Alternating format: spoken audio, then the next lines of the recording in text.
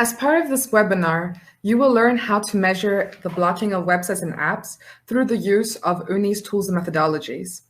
OONI, which as mentioned is an acronym for the Open Observatory of Network Interference, is a free software project that started back in 2012 with the goal of enabling the global public to independently measure internet censorship around the world.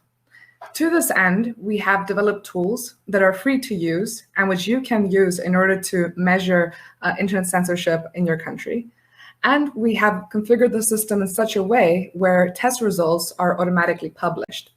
The reason why we automatically publish all test results from OONI users around the world is so that we can increase transparency of internet censorship, so that we can enable researchers to independently verify findings, but also so that we can provide data that can potentially serve as evidence of internet censorship and which can potentially be useful to human rights defenders who are interested in challenging social media shutdowns and other forms of internet censorship around the world. And so before we get started on discussing the details of how you can run OONI probe, I would first like to discuss some case studies in order to help contextualize this a bit. As you can see right now here, there's a chart on a case from Burundi. Burundi had general elections earlier this year on the 20th of May, 2020. And on election day, what we saw was that access to a number of social media websites was blocked.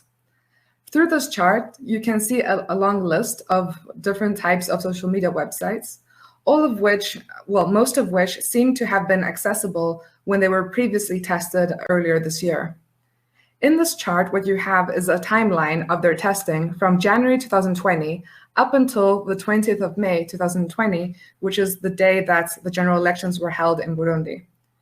From what you can see, between January and May, most of the times when they were tested, these websites were accessible, as the green in the chart indicates measurements which show that when they were tested, they were accessible. However, what you can very clearly see is that on the 20th of May, which is the day of the general election, access to all of these websites was blocked. And in fact, what you can also see is that the measurements show that these websites were blocked in what seems to be the same way, as all of the measurements collected on the day for all of these social media websites presented the same HTTP failures. In the cases where you do not see anything green or red in the chart, that is because there's absence of data. And this highlights the need for ongoing testing in order to be able to evaluate censorship over time.